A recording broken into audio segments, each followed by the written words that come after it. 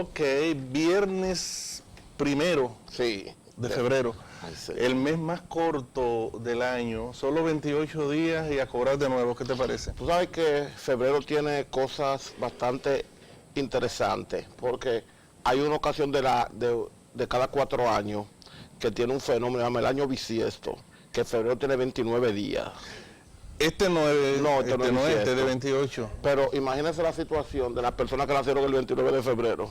Que Se cumplen años a cada 4 años. Son como las elecciones.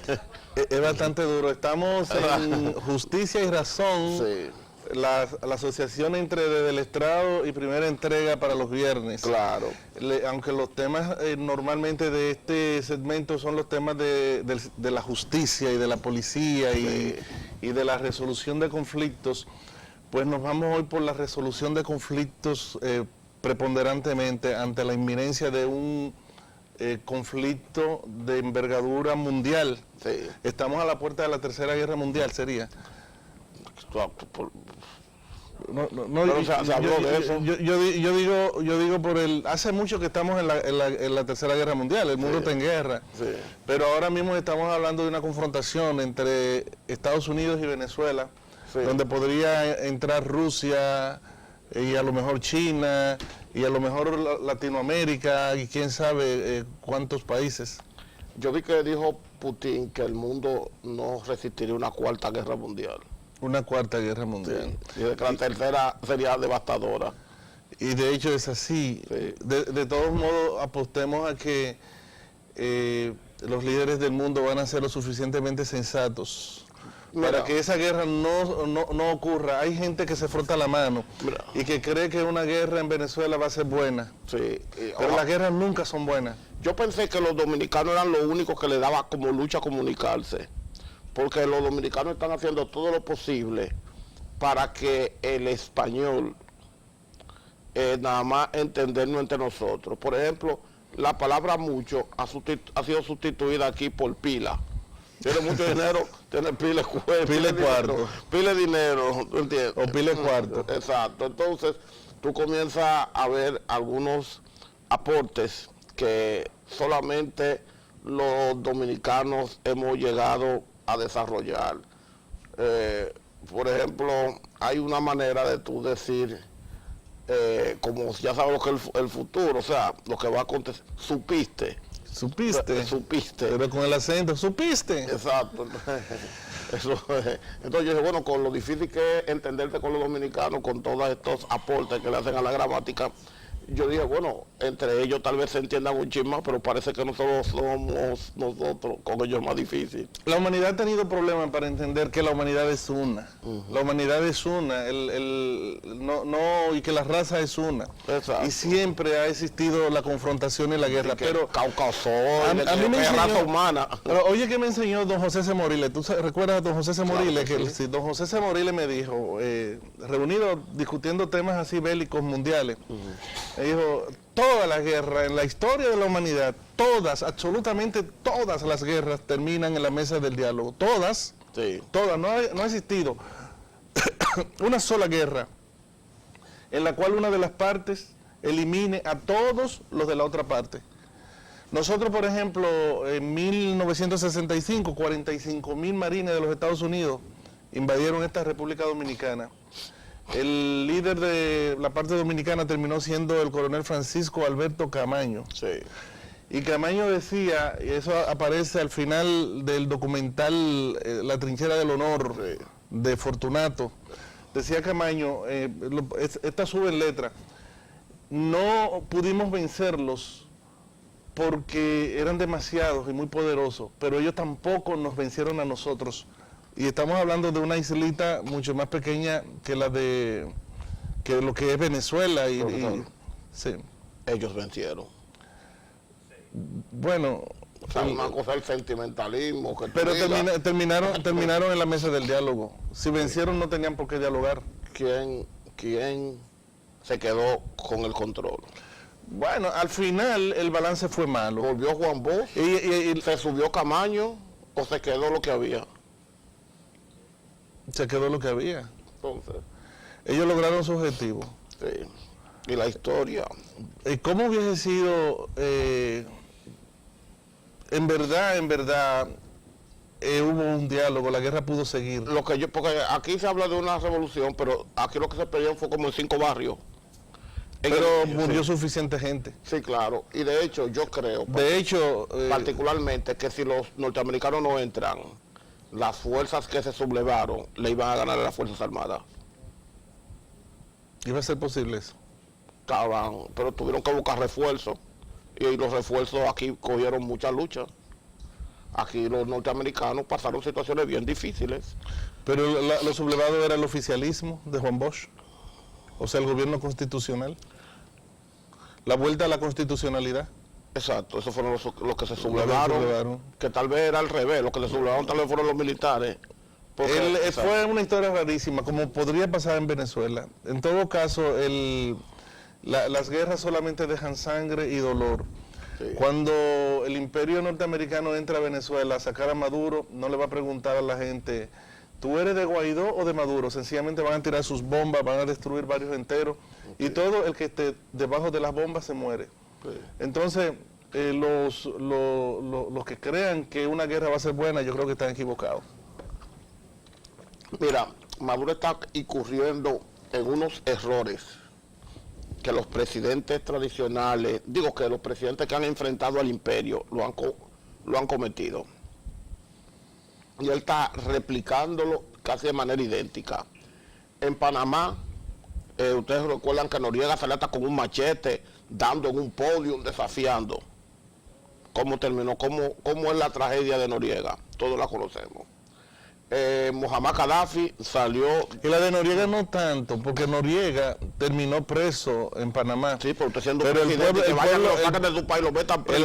El pueblo de Noriega terminó aniquilado. Sí. Cuando esos aviones bombarderos entraron a Panamá, borraron barrios completos. Y el país, el mundo ni se enteró de eso, que no quedó nada. Sí, no hicieron un solar ahí. La Guardia Nacional Panameña, que valientemente combatió al invasor, quedó aniquilada, borrada del mapa. Usted es medio romántico. Y usted comienza a ver, por ejemplo, Muammar Gaddafi, los norteamericanos, él hablando allá mismo, le llevaron una bomba teledirigida y hasta el sol de hoy. No, le dieron hasta galletas, Claro. la oposición Lo comieron. le dieron de todo. Sí. Usted se encuentra también el caso de Saddam Hussein, que todos salían desafiando, enseñando su ejército. A Saddam Hussein se lo comieron vivo y decía, esta es la mamá de todas las batallas, prepárense, le aplicaron tormenta del desierto y lo barrieron. Entonces, le hicieron un simulacro de juicio y lo ahorcaron en público, sí, sin derecho a la defensa, le violaron el debido proceso. Entonces usted agarra, por ejemplo, porque hay gente que se mantiene huyendo, como Osama Bin Laden, gente así. No, a Osama fue peor. Recuerda que Está Osama, bien, pero Osama, lo ubicaron y lo... desde un estado, Osama nunca desafió. no, calladito todo el siempre tiempo. Calladito, haciendo daño, pero callado. Exacto, pero lo que lo han hecho así, desafiado, como sale ahora mismo, entrenándose físicamente, Nicolás Maduro, enseñando su ejército y cosas así, como prepárense que no es conmigo, es con toda esta estructura de gente que estamos listos para la guerra. A eso le va demasiado mal. Entonces tú vaticinas que Maduro Ya tiene los días contados. Son las últimas expresiones de fuerza que yo he visto que hace el que pelea con los norteamericanos. Enseñar lo que tienen. Los americanos no tienen que enseñar nada. Ellos te entran. El luto empezó, yo creo que deberíamos ver los titulares. Vamos a verlo. Y luego las noticias. Vamos a ver los titulares.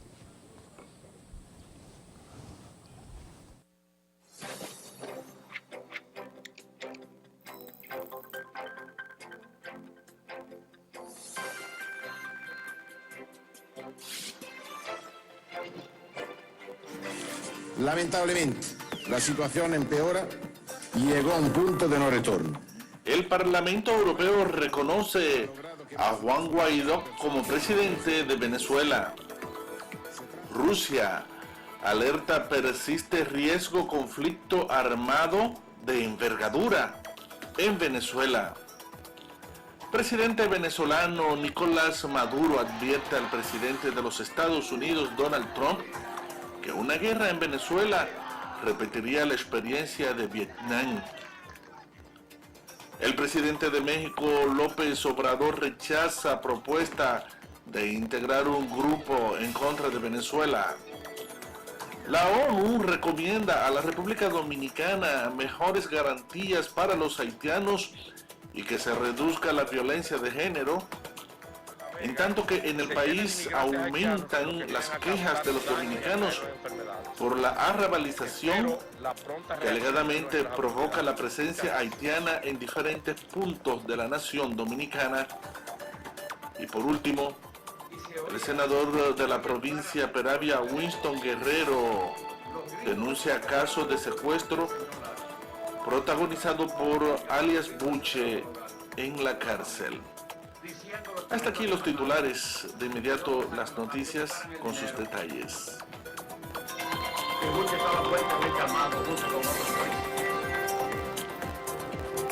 Me llamaron de inmediato nuevamente.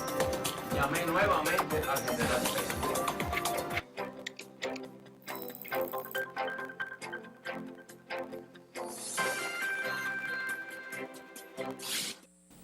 De mi parte, muy buenos días a todos nuestros amables televidentes de Primera Entrega, aquí con las principales informaciones.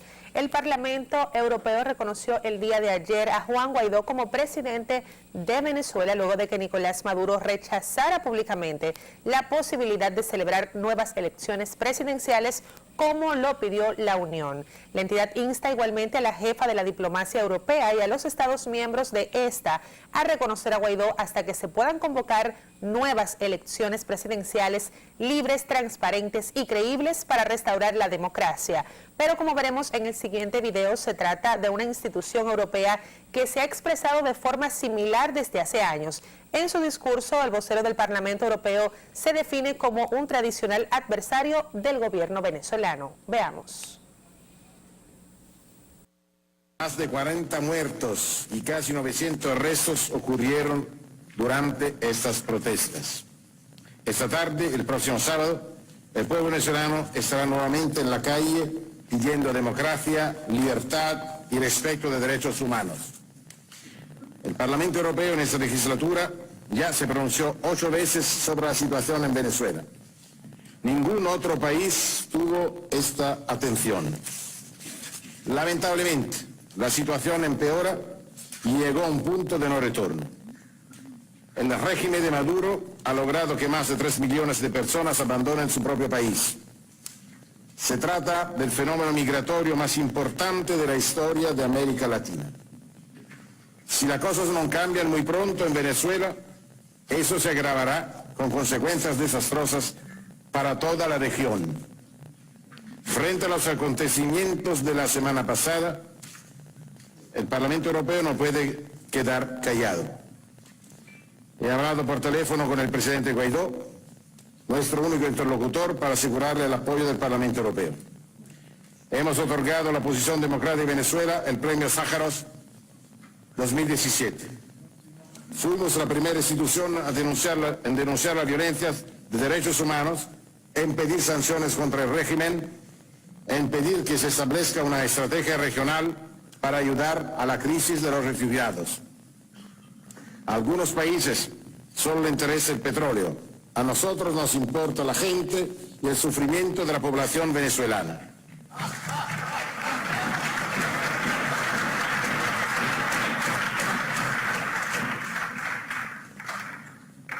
Repito, risus abundat in ore stultorum.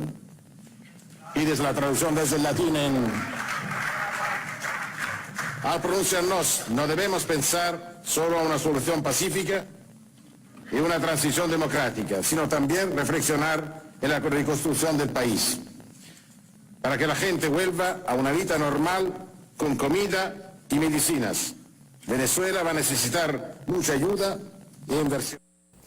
Bien, continuando en este mismo orden, Rusia advirtió que persiste el riesgo de un conflicto armado de alta envergadura en Venezuela y expresó su disposición a partir de un mecanismo de mediación para superar la crisis en ese país. Lamentablemente no se puede decir que el peligro de un conflicto armado de envergadura en Venezuela haya desaparecido. Así afirmó en una rueda de prensa la portavoz del Ministerio de Asuntos Exteriores de Rusia, María Zaharova.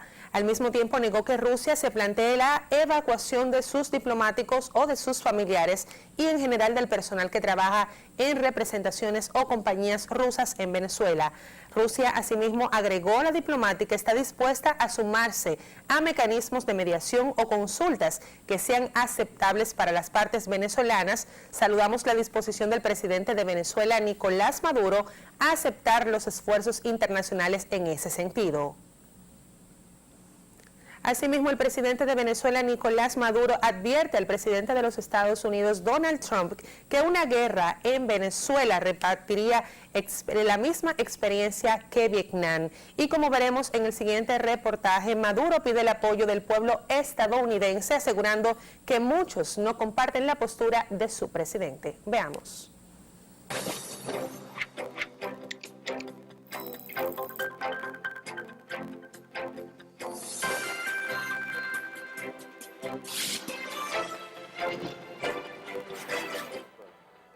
Se ha preparado una campaña para justificar un golpe de Estado en Venezuela, que ha sido preparado, financiado y apoyado activamente por la administración de Donald Trump.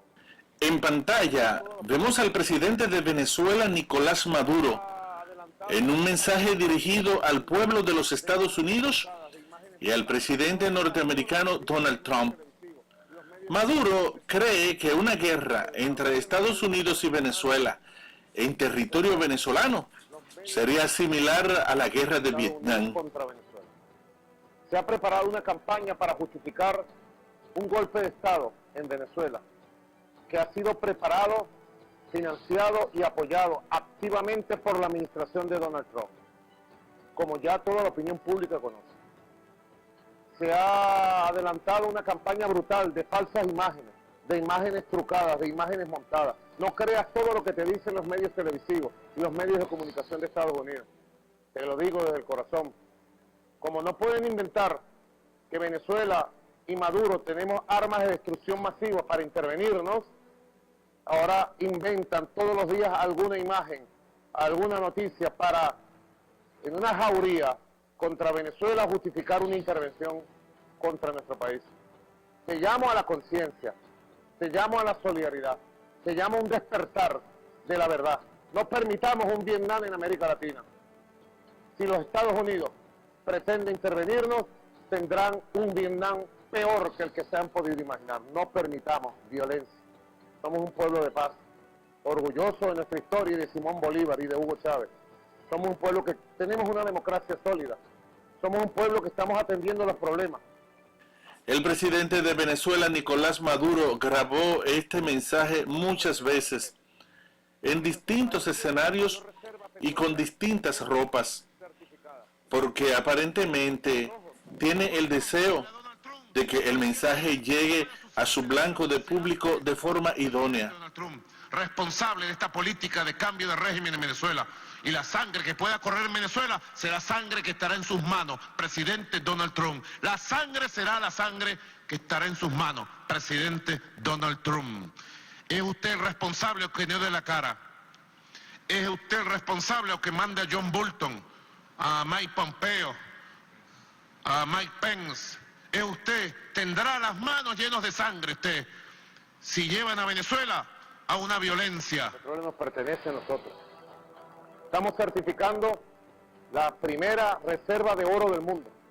Tenemos certificada la cuarta reserva de gas del mundo. Somos un país de grandes recursos energéticos, de grandes recursos naturales.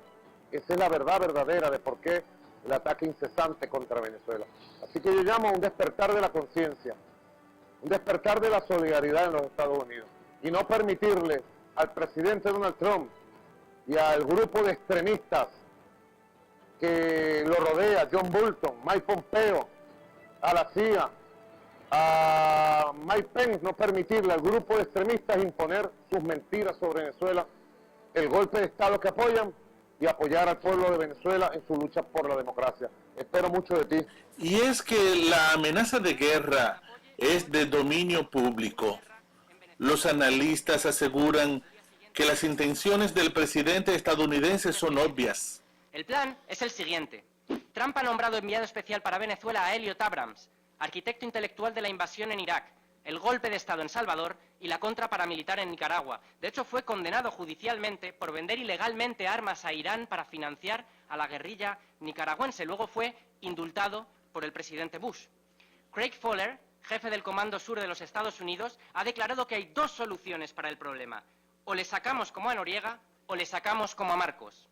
El vicepresidente de Bolsonaro ha informado de que el papel de Brasil será liderar las fuerzas de paz tras un golpe victorioso. Y si todo esto les parece insuficiente o anecdótico, el propio señor Guaidó ha afirmado literalmente que la intervención militar es un elemento de fuerza que está encima de la mesa y ha pedido abierta y reiteradamente al ejército que se levante contra el gobierno. Nicolás Maduro ha publicado numerosos videos en los cuales aparece junto a la fuerza militar venezolana. Patriotismo y cuenten conmigo siempre. Leales siempre. ¡Viva Venezuela!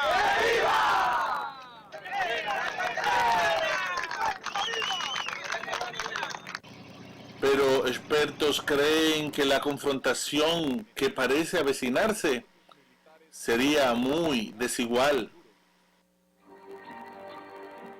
Ya que Estados Unidos tiene 1.400.000 personas militares, mientras que Venezuela solo tiene 115.000 soldados. Las fuerzas terrestres son el principal poderío de Estados Unidos.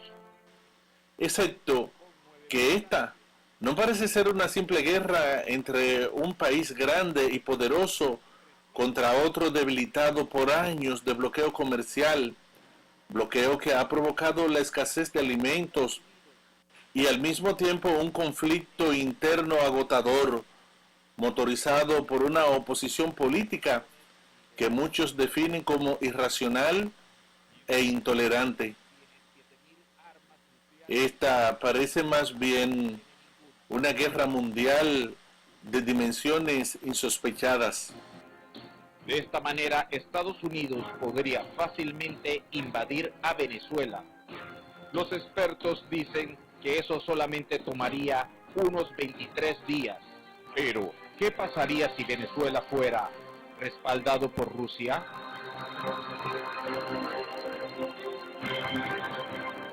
Por eso, el presidente de Venezuela está rogando a los que sueñan con la confrontación que paren de sus pretensiones. De cercanía, de cooperación con todos los Estados Unidos. Los Estados Unidos es mucho más grande que Donald Trump, mucho más grande.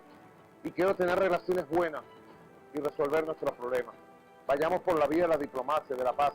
Pido respeto para Venezuela y pido el apoyo del pueblo de los Estados Unidos para que no haya un nuevo Vietnam.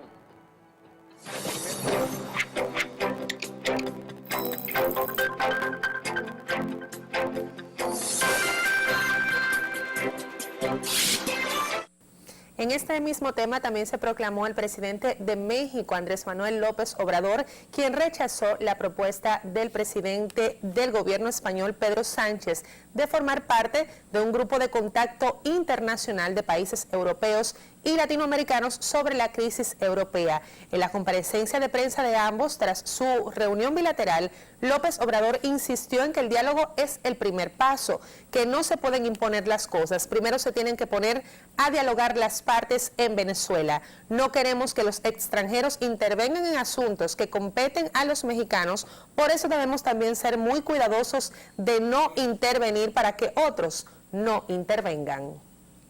En estos momentos nos vamos a una breve pausa. Cuando retornemos continuamos con más informaciones en Primera Entrega.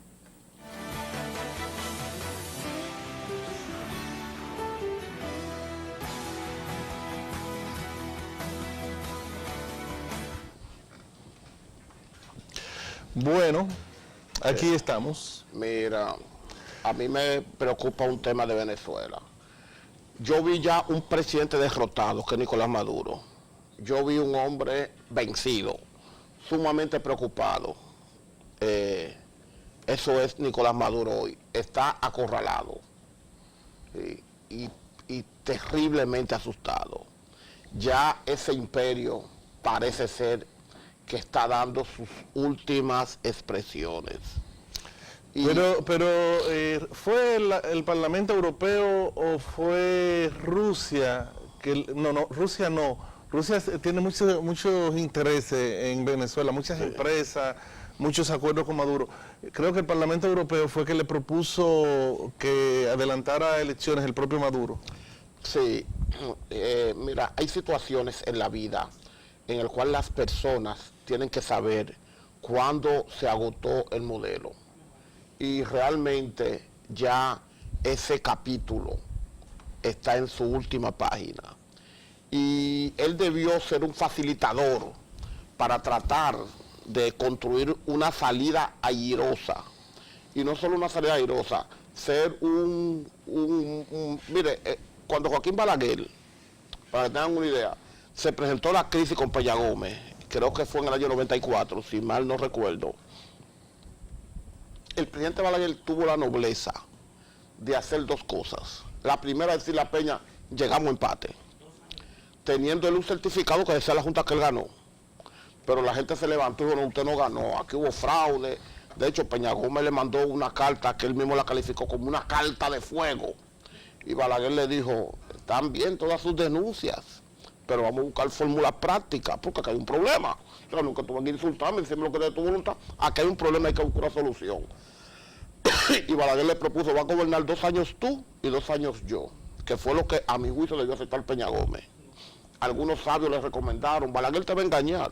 Un acuerdo firmado por todo el mundo lo iba a engañar.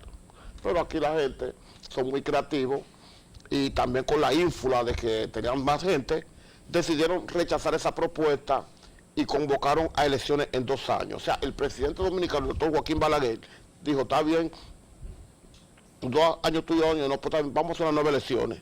Si ustedes entienden que ahí hubo problemas, vamos a hacer unas nuevas elecciones, en la cual él renunció a 2 años que tenía, certificado por la Junta Central Electoral, que es un tema de grandeza que en su momento histórico va a tener que ser valorado. Algunos dicen lo contrario, no, que se cogió 2 años. Pero el que cuenta oficialmente es la Junta, y la Junta dijo, te tocan 4. Y él renunció a 2 años. Llaman a nuevas elecciones, y él no se presentó. ¿Te entiende? O sea, si el problema soy yo... Y ni siquiera apoyó a alguien de su propio partido, sino a alguien de un partido, que en este caso fue Leonel Fernández. Un partido pequeño. El famoso Frente Patriótico. Sí. Entonces usted ve, como decía, si yo soy el problema de la democracia, no es por mí que aquí se va a pelear. O sea, hay que tener niveles de entrega. En esa condición, ¿usted cree que Maduro hubiese renunciado, hubiera llamado a un proceso electoral y se hubiese retirado?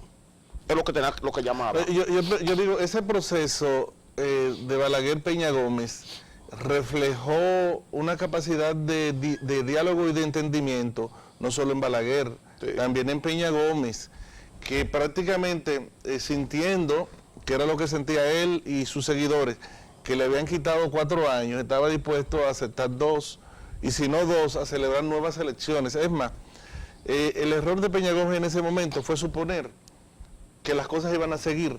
Subestimó. Sí, dijo, hagamos nuevas elecciones y yo no voy a tener 2 años, voy a tener 4. O sea, dejó ir el pájaro que estaba en mano por uno que andaba volando y no pudo atraparlo. Pero el concepto es el nivel que tú tienes que tener de desprendimiento del poder para facilitar una salida pacífica. Si Balaguer no hubiese tomado esa actitud, posiblemente el país se hubiese involucrado en un derramamiento de sangre. Bien, y Balaguer no quiso, por mantenerse en el poder, exponer en ese momento al país a una situación tan ácida. Bien, entonces... En el caso de Maduro en Venezuela, a mí me parece que Maduro es más flexible que la oposición. Y te digo porque la oposición ganó un proceso que es el que permitió que Guaidó sea diputado. Mire, Maduro está robando cada día en el poder. Cada día. Cada día que está Maduro en el poder se lo está robando a la democracia, a la voluntad popular. Maduro no tiene nada en Venezuela. ¿Tú piensas que los chavistas ya están en contra de Maduro todos? No todos. Es que él nada más tiene guardia, él nada más tiene militares. Maduro no tiene gente, no tiene pueblo. Él sacó 5 millones de votos, o 7 millones de votos. Contado por él, hace poco sacó. Porque contado por él, señores, pero bueno, ¿cuál es la realidad venezolana? ¿Usted cree que en un proceso diáfano, transparente, usted no ve a venezolanos antes en la calle? Usted todo sabe, y yo, nosotros no veamos venezolanos. En la calle nosotros no veamos venezolanos, usted no ve en el país venezolano. Ese es otro aspecto. Que no sean, por ejemplo, los que estudiaron conmigo en la universidad, que habían algunas que eran hijas de los miembros del cuerpo diplomático, Mira, y lugares muy especiales, pero aquí no se vean venezolanos en la calle. Aquí no hay un barrio ese es venezolano. un aspecto sumamente importante, porque yo me he dedicado a ver información que no sea nada más CNN en español. Sí. Yo veo Hispan TV, veo Telesur, veo varias cadenas noticieros europeos, como haces tú. Sí. Y yo veo, por ejemplo, que la situación económica de Venezuela y la ingobernabilidad prácticamente en Venezuela guarda relación con una serie de medidas adoptadas por fuerzas externas a Venezuela y le han provocado una situación de escasez de todo. Mira, lo que le llama, los barcos, por ejemplo, no pueden entrar, los suplidores no le pueden vender. Él tiene que irse, porque hoy él es el problema. Hoy es el problema, mañana el problema será otro. Yo no creo que con la salida de Nicolás Maduro Venezuela se resuelva. Para mí se va a poner peor. Bueno, creían que con la salida de Hugo Chávez se resolvía. Sí. Y a Maduro le daban 3 meses en el poder. Sí. Entonces yo sospecho que en Venezuela los golpistas y los entreguistas no son mayoría. A mí me parece que yo sé que el pueblo venezolano resistir la situación provocada por la situación que está viviendo Venezuela no es fácil. Cuando tú a Venezuela están manteniendo solo los venezolanos que están fuera. Venezuela lo último que él declaró de que hasta por decreto de que día de felicidad y comenzó a decir que nada más trabajan 3 veces a la semana porque el Estado no podía gastar. Son locuras. Pero desde que ese hombre subió al poder, lo primero que se le apareció fue que un pajarito y dijo que será Chávez. Dije que Chávez que me está hablando y se mandó. Dije que ¿No crees en el pajarito? En el pajarito. Bueno, yo creo en el pajarito, pero no creo que sea Chávez. Bueno, es un problema de interpretación. Hermano, tú ves el mismo pajarito, él lo vio, él dice, bueno, para mí que ese es Chávez. Hermano, pero un presidente que tenga ese tipo de interpretaciones, yo creo que todos debemos ser altamente inseguros. Déjame decirte, Nicolás Maduro no es un bruto camionero, como muchos dicen. No, es un dirigente sindical importante del área del transporte en Venezuela. Y es un diplomático con vasta experiencia, fue canciller durante muchos años y ha sido presidente de Venezuela durante todo este tiempo. Maduro no es ni vecino de ningún intelectual. Y eso se cae de la mata, o sea... No es un ingeniero. No, pero no, porque ahí... Él es una especie de Hipólito Mejía, digamos, mire, Donald Trump. Tal vez... Una especie de Donald Trump. Tal vez uno, por no decir el que más, intelectual dominicano, ahora mismo de más fuste, no tiene un título académico. ¿Quién? De una universidad que es Federico Enrique Garateró. Garateró. Entonces, tal vez tú no encuentres un dominicano con mayor abastecimiento intelectual que él hoy que se puede exhibir. Tal vez aparezca, pero es difícil encontrarlo y él no te puede exhibir ningún título universitario. O sea, no es la academia. ¿Garateró? Sí, exacto, no es la academia que necesariamente te forma. Pues me está dando la razón con relación a Maduro. No, pero yo no estoy dando la razón que no es por la ausencia, que es ingeniero, que tú estás diciendo, no, que no es ningún ingeniero, no es por el título, es por su formación, él no la tiene. Él fue entrenado desde muchacho, porque la verdad hay que decirla, por el Partido Comunista pro-chino. Pro-chino, claro. Esa parte yo no la sabía. Él fue entrenado por el Partido Comunista pro-chino y los partidos comunistas adoctrinan su matrícula de miembros. Y lo preparan, le enseñan su discurso, le enseñan lo que a ellos les interesa que ellos sepan. Son como los vendedores de Amway, o sea, y como los testigos de Jehová. Ellos te enseñan lo que ellos quieren que tú sepas. Entonces, así mismo, esa gente tan lleno, tan repleto de la intelectualidad dirigida de parte de los promotores de ese proyecto. Entonces, él no es ningún intelectual, pero él tenía conocimiento político, tenía conocimiento de arenque, tenía una serie de informaciones que le permitían manejarse en círculos sociales. Él no llega ahí como camionero, sino él llega como un dirigente entrenado por la izquierda pro-china para ser un... De hecho, él llega ahí porque él era un líder. O sea, cuando él se suma a Chávez, él tenía fuerza política ya. Y era un representante de su sector, era un vocero autorizado. O sea, él no vino de la nada. Y le hizo un aporte aparentemente valioso a la revolución bolivariana de Venezuela, al punto de que el líder de esa revolución lo visualizó como el sucesor. Parece que tiene un alto elemento de lealtad también. De todo modo, nosotros podemos estar en favor o en contra de Maduro o de Guaidó, y eso no tiene importancia. No, yo estoy a favor de Guaidó, o sea, yo estoy claro a favor de Guaidó.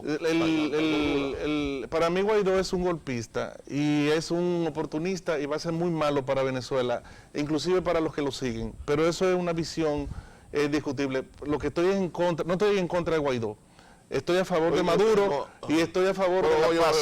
¿Qué te falta para estar en contra? Es un usurpador, es un oportunista y va a ser peor que... O sea, dime pero no estoy en contra, no estoy en contra. Pero para tú estar en contra, que dime qué te falta. El Guaidó no Guaidó la forma. No Guaidó la forma. Lo que te digo, estoy en contra de la guerra. La guerra que Guaidó está provocando y toda la sangre que se va a derramar en el ese que está en contra de la guerra país. está con Maduro. De todos modos, antes de irnos a la pausa, me gustaría que comentara la posición que me dijiste que te gustó mucho de Nueva Guinea. Ah, sí, no, pero eso fue un llamado que hicieron ellos. Hay que ir a la pausa y volvemos en breve. Ok, vámonos a la pausa.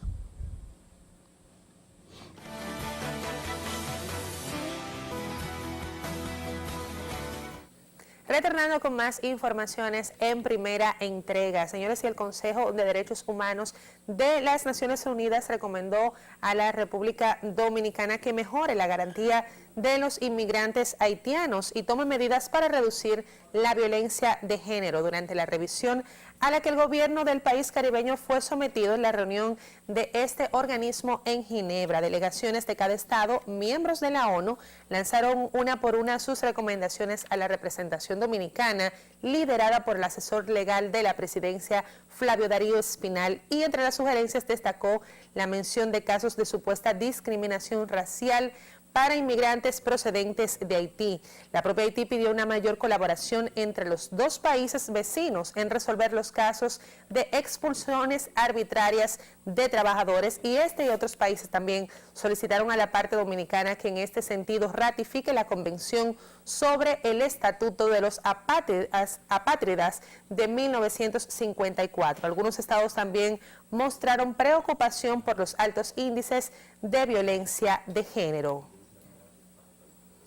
Bien, en otro orden, pues aumentan las quejas de los ciudadanos dominicanos por la alegada arrabalización que provocan muchos haitianos en el país. Y como veremos en el siguiente video, la gente se queja por casuchas instaladas en las vías públicas.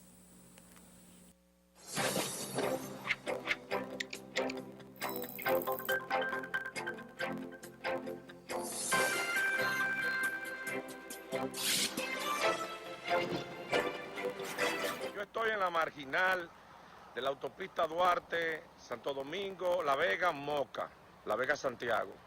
Y me desmonté en la marginal que conduce a la carretera de Moca, hacia Moca. Y veo que en esta área pública, una área que realmente es la marginal de la autopista Duarte, que debe de estar sembrada de árboles, bien bella, bien hermosa, sitio público, nos encontramos con esta casa improvisada de lona donde viven haitianos. Ellos fabricaron esta casa, me dicen los lugareños que tienen un promedio de 2 meses, que en esa casa viven una familia de haitianos, y veo que las autoridades no dicen nada. Considero como abogado que el ayuntamiento es que le pertenece venir a desbaratar esta casa improvisada en un área pública, en la marginal de la carretera La Vega, Santiago, en el marginal hacia Moca, la carretera Moca. Considero que el ayuntamiento, dirección de medio ambiente, dirección de migración, atención José Gómez, para las personas que viven aquí ilegales en cuanto a ellos. Bien, esas son las quejas de gente que va por la calle y que dice que los haitianos son un problema. Entonces tenemos el Estado Dominicano está como la arepa, ¿no? Fuego por arriba y por abajo. Sí, mira, Haití es un problema para nosotros hoy. Real y efectivamente, Haití es un problema hoy para nosotros, y el gobierno lo que ha hecho es lo que tiene a su alcance. Tratar de ver cómo puede salirse de todas las situaciones en que nos encontramos. Y es muy triste esta gente, ¿dónde se trata mejor los haitianos? ¿Aquí o en Haití? Yo creo que si ellos vienen para acá es porque aquí le va mejor que a Haití. Pero aquí se trata mejor que en Haití. Y No que ellos ganen mal, el trato humano que le dan aquí, los servicios que le dan aquí son muy superiores a los que le da Haití. Por último, nosotros tenemos una denuncia que hace el senador de la provincia de Peravia, Winston Guerrero. Ah, sí. Él dice que Buche, ya preso, sigue siendo un problema y que intentó cometer un atraco en la cárcel. Sí, claro, Buche es un tipo peligroso. ¿Qué tú crees si vemos ese video? Peligroso aquí, peligroso fuera. Ya antes de despedir el programa, vamos a ver lo que dice Winston Guerrero.